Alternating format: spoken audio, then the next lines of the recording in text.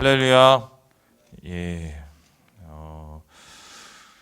어제 우리 43장 말씀 우리 함께 보았습니다. 43장의 말씀을 한번 요약을 해본다면 하나님이 회복시키실 것이다입니다. 하나님의 회복은 어떻게 이루어집니까?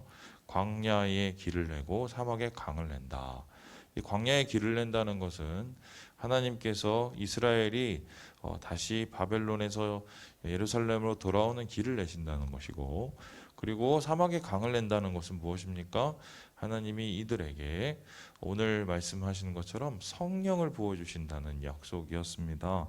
그래서 이 성령을 부어주실 뿐만 아니라 그들을 다시 원래 자리로 돌아가게 하시는 이 회복이 이들에게 주어졌는데, 자, 그렇다면 중요한 것은 몸만 돌아온다고 이들이 회복되는 것이냐, 이들이 혹은 성령의 충만을 잠시 받았다고 이들이 회복되는 것이냐. 하나님께서 고난을 이들에게 주시고 이들의 삶 속에서 어려움을 주셨을 때는 그에 상응하는 뭔가의 교훈을 얻기 위한 것입니다. 우리가 예수 믿는 사람에게 어려움은 그냥 어려움이 아니에요. 어려움에는 다 이유가 있습니다. 그 어려움의 원인이 우리의 죄건 혹은 남의 죄건, 심지어 우리가 처한 이 공동체의 죄이건 간에 하나님께서 그 고난과 어려움을 겪게 하면서 이스라엘 백성들 혹은 영적인 우리 이스라엘 백성을 자라나게 하십니다. 성장하게 하십니다. 우리를 통하여서 하나님의 뜻을 이루게 하십니다. 그런데 이스라엘 백성도 그런 뜻에 따라서, 그러한 목적에 따라서 지금 바벨론에 간 것입니다. 바벨론에 가서 고난을 받고 기간이 채워졌을 때 하나님께서 그를 다시 이제 예루살렘으로 돌이키시고 회복시키신 건데요. 그러면 하나님께서 그의 고난을 통해서 이루시기 원했던 진정한 이스라엘 백성의 회복은 어떤 모습이었을까? 오늘 말씀에는 그 이유가 분명히 나타나 있는데요. 우리 함께 6절의 말씀을 같이 한번 읽어보겠습니다. 시작. 이스라엘의 왕인 여호와, 이스라엘의 구원자의 만군의 여호와가 이같이 말하노라. 나는 처음이요 나는 마지막이라. 나 외에 다른 신이 없느니라. 결론적으로 하나님께서 원하셨던 것은 한 가지입니다. 이스라엘이 이제는 좀 제발 정신을 차리고 하나님을 인정하기를 원하셨습니다. 자, 그렇다면 이스라엘은 하나님을 인정하지 않았던 것인가? 하나님을 버렸던 것인가? 어제 저녁에 우리가 봤던 그 말씀처럼 이스라엘은 하나님을 그래도 나름 섬기고 있었어요.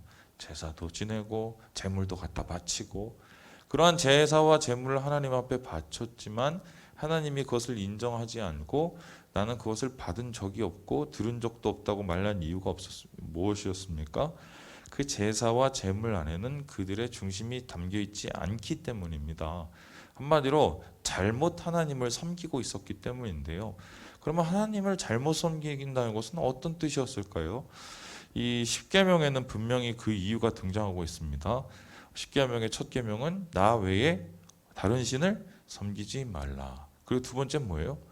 우상을 만들지 말라예요. 그런데 하나님을 섬겨도 다른 신을 섬길 수 있어요, 없어요? 원칙적으로는 이게 말이 안 되는데 이스라엘 백성은 그걸 했습니다. 하나님을 섬기고, 그리고 비가 안 오면 누구한테 섬겨요? 바알도 섬기고, 애를 못 낳으면 아스다롯 여신을 섬기고, 혹은 어디 사냥을 나가면은 저쪽에 무슨 곰탱이 닮은 어떤 신을 섬기고, 이런 식으로 하나님 외에 다른 신들을 섬긴 거예요. 자기의 목적에 의해서. 하지만 아마 그들 생각에는 하나님이, 여호와 하나님이 주신이었겠죠. 제일 메인 신. 이 정도만 대접해도 되는 거 아니냐. 그런데 하나님이 보시기에는 그거는 하나님을 인정하지 않는 것이며 하나님을 신앙하지 않는 것이라고 판단했단 말입니다. 심지어는 하나님을 섬긴다고 한다는, 하나님만 섬긴다고 하는 사람들조차도 하나님을 잘못 섬길 수 있었는데, 그것은 하나님을 형상으로 만들어 놓고 그 보이는 형상을 하나님이라고 여기는 것입니다. 그들은 하나님을 하나님이라고 부르긴 하지만 사실 그들이 섬기는 하나님의 모습은 진짜 하나님도 아니요, 하나님이 허락하지 않은 말 그대로 우상인데요. 이런 우상의 모습은 오늘 성경에서 이렇게 이야기를 하고 있습니다. 우리 함께 우리 9절의 말씀을 다 한번 같이 읽어보겠습니다. 9절입니다. 시작. 우상을 만드는 자는 다 허망하도다. 그들이 원하는 것을 무익한 것들이거늘 그것들의 증인들은 보지도 못하며 알지도 못하니 그러므로 수치를 당하리라. 우상을 만드는 건 허망하다라고 얘기를 합니다. 그래서 10절에 보니까요, 무익하다라고 합니다. 그러니까 허망하다, 무익하다라는 것은 무엇입니까? 쓸데없다라는 것입니다. 그들이 하나님이라고 생각하면서 만들었던 그런 우상과 신상들은 하나님이 아니기 때문에 하나님이 그들의 신앙과 그들의 섬김을 받을 수가 없기 때문에 쓸데없는 짓을 하는 것이다 라고 합니다. 자, 그런데 이후에 보면 12절에부터 쭉 내려와서 왜 우상을 만드는 게 쓸데없는 짓인가를 하나님이 이 말씀을 하시는데요. 12절 보세요. 뭐 철로 연장 만들고 망치 만들고 뭐 이렇게 하지 뭐. 그리고 13절이니까 목공들은 또 열심히 막 뚝딱뚝딱 거려서 사람 모양을 만들고 제각각 자기가 원하는 모양을 갖다 만들어요. 그리고 이 14절에 보니까 나무를 베어다가 그거를 맞게 심고 또 이렇게 길이도 재고. 근데 그 모든 것들이 뭡니까? 주님이 보시기에는 15절에 이렇게 이야기하고 있습니다. 우리 함께 15절 말씀을 읽어보겠습니다. 시작. 이 나무는 사람이 땔감을 삼는 것이거늘 그가 그것을 가지고 자기의 몸을 덮기도 하고 불을 피워 떡을 굽기도 하고 신상을 만들어 경배하며 우상을 만들고 그 앞에 엎드리기도 하는구나. 한마디로 이 우상은 땔감이라는 거예요. 땔감. 전혀 쓸데가 없는 거. 아니 그거 뭐 그냥 나무 태우지 뭘 그걸 알아서 그렇게 빌고 있느냐. 하나님이 보시기에는 땔감 수준이라는 겁니다. 근데 그 땔감에 사람들은 목숨을 걸어서 17절을 보니까 뭐라고 합니까? 경배도 하고 기도도 하고 그것에 마음을 아주 다 쏟아서 자기를 구원해 달라고 아주 그냥 모든 것을 걸기까지 하는 거죠. 이런 모습을 하나님이 가리켜서 희화시키는데요. 우리 함께 18절을 다시 한번 읽어볼까요? 18절입니다. 시작. 그들이 알지도 못하고 깨닫지도 못함은 그들의 눈이 가려서 보지 못하며 그들의 마음이 어두워져서 깨닫지 못함이니라. 아예 이 나무탱이에요. 돌탱이에요. 그리고 이거는 뭐 생물이 아니에요. 거기다가 그들이 뭘 정성을 집어넣고 뭘 갖다 다 집어넣는들 그것은 땔감에 불과하기 때문에 보지도 못하고 들리지도 못하고 그 다음에 행하지도 못하는 것들이죠. 그것들을 하나님이라고 생각하고 하나님이라고 받아들이고 섬기고 있으니 그들도 그 우상을 그대로 닮아가는 겁니다. 그래서 어떻게 됩니까?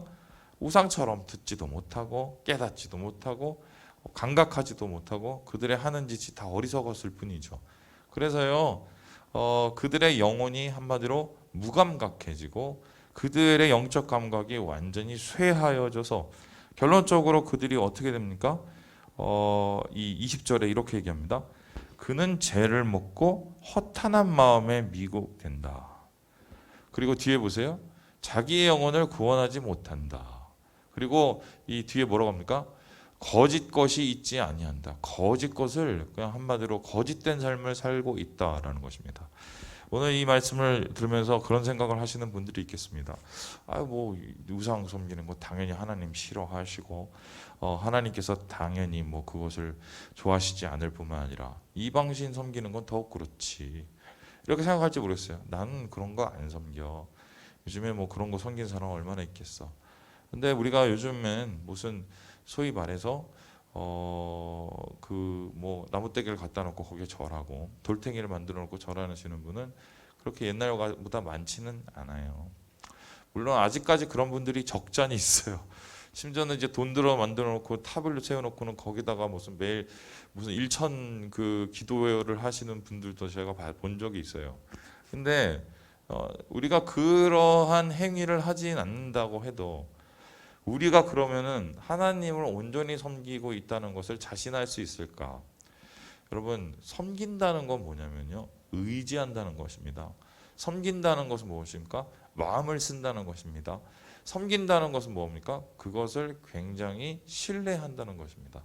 우리가 하나님을 섬긴다는 것은 하나님께 마음을 둔다는 것입니다. 하나님을 의지한다는 것입니다. 하나님을 신뢰한다는 것입니다. 그래서 우리의 삶 속에서 어떤 모든 일이 있었을 때 하나님께 그것을 맡기고 주님을 의지하고 주님이 원하시는 것을 이루면서 살아가는 것을 신앙이라고 얘기합니다. 그런데 우리가 말은 그렇게 하지만, 말은 하나님을 신앙한다고 하지만, 우리의 삶 속에서 가장 마음을 쓰고 있는 것, 우리의 삶 속에서 가장 의지하고 있는 것, 우리의 삶 속에서 가장 우리가 신뢰하고 있는 것, 그것이 과연 하나님일까? 그걸 한번 우리가 질문을 해보면 이 우상숭배와 그다음에 다른 신을 섬기는 이런 행위는 다른 식으로 해석될 수 있다는 거예요. 어떤 분은 하나님을 섬기는데 하나님은 우리에게 좋은 것을 주시기 때문에 내가 좋은 것 받기 위해서 하나님을 섬긴다. 여기까지는 말이 돼요. 그런데 하나님께 전적으로 자기의 삶을 의지하거나 자기의 삶을 하나님께 맡기는 게 아니에요. 자기에게 좋은 것 주시고 좋은 것을 받기 위한 삶이 그의 목적이라면, 예를 들어서 돈 잘 벌고 자식 잘 되고 그리고 여러 가지로 뭐 자기가 알고 있는 일이 잘 펴지고 그걸 위해서 하나님을 섬긴다고 해봅시다. 여러분, 그건 하나님이 아니에요. 그건 굳이 하나님이 아니더라도 거기 그 자리에 무슨 뭐 석가모니를 갖다 놓든 아무튼 무슨 알라를 갖다 놓든 잘만 되면 뭐하러 우리 하나님을 섬기겠어요? 더 잘 되는 거 갖다 섬기면 돼요. 그거는 하나님을 섬기는 게 아니라 자기의 욕망을 섬기는 거죠. 어떤 의미로 봐서는 다른 신이요 우상이 됩니다. 그래서요, 우리가 하나님을 섬긴다, 하나님만 의지한다, 하나님만 바라본다, 그러지 못하는 것을 우리는 내려놓는다는 의미가 되고요. 그렇다면 내가 의지하고 내가 신뢰하고 내가 가장 신앙하는 것, 그것이 무엇인지를 깨닫고 그것을 깨트려 버리는 것이 바로 하나님이 원하시는 회복의 길로 가는 것이요, 이스라엘이 진짜 회복해야 될 예루살렘에 돌아가는 이 복귀의 길로 걸어가는 것과 마찬가지다. 몸만 출 바벨론 할 게 아니라 영혼도 출 바벨론 해야 되고 그들의 삶도 출 바벨론 해야 되는데, 그 출 바벨론 하는 그 모든 것은 바로 하나님 외에 다른 것들을 포기할 때, 하나님 외에 다른 의지를 포기할 때 진정으로 하나님이 바라시는 회복이 이루어진다. 오늘 이렇게 우리에게 이야기를 하고 있는 것입니다. 이렇게 말씀을 드리면 한편으로는 되게 격하게 이해가 되면서도 한편으로는 굉장히 좀 거리끼는 마음이 있을 수 있습니다. 뭐 이런 거죠. 와, 하나님만 섬겨야 돼? 다른 것을 다 포기해야 돼? 좀 무서워지네 신앙이. 아이고, 괜히 믿었나? 뭐 이런 생각이 들 수 있어요. 그런데 생각을 해보세요. 우리가 다른 것을 포기할 수밖에 없는 이유는 무엇입니까? 1번, 영혼의 문제이기 때문이에요. 그냥 하나님 포기하고 잘 살 수 있고 그냥 이 세상에서 잘 먹고 잘 산다, 그럴 거면 하나님 포기해도 돼요. 그런데 영원한 영혼의 문제예요. 당장 오늘 우리가 여기서 먹고 사는 문제를 떠나서 영원한 시간 안에서 하나님을 통해서 구원받냐 마냐에 대한 문제예요. 그렇기 때문에 하나님을 섬긴다는 것은 바로 우리가 모든 것을 포기할 만한 가치가 있어요. 영원의 시간의 문제고 우리의 영혼의 문제이기 때문이에요. 그리고 꼭 이것이 우리에게 모든 것을 내려놓고 하나님만 의지할 수밖에 없느냐.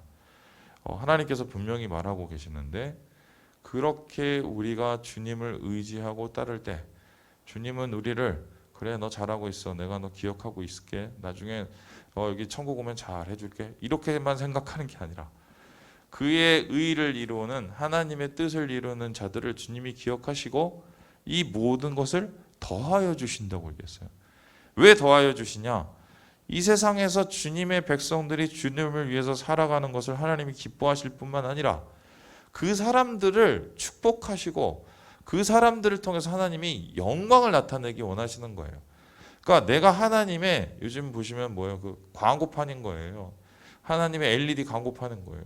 어디 가든지 내 얼굴 속에서 하나님의 모습이 드러나고 하나님 믿는 사람의 모습이 나타날 때 주님이 나를 통해서 영광을 받으신다. 여러분, 이게 참 기쁘죠? 근데 반면에 굉장히 부담스럽죠. 우리가 그걸 감당할 수 있을까? 감당할 수 없는데 하나님께서 우리를 바라보시면서 그러한 영광을 삼으시고 소명을 받기 원하시는 그 모습이 바로 하나님이 우리를 향한 꿈이에요.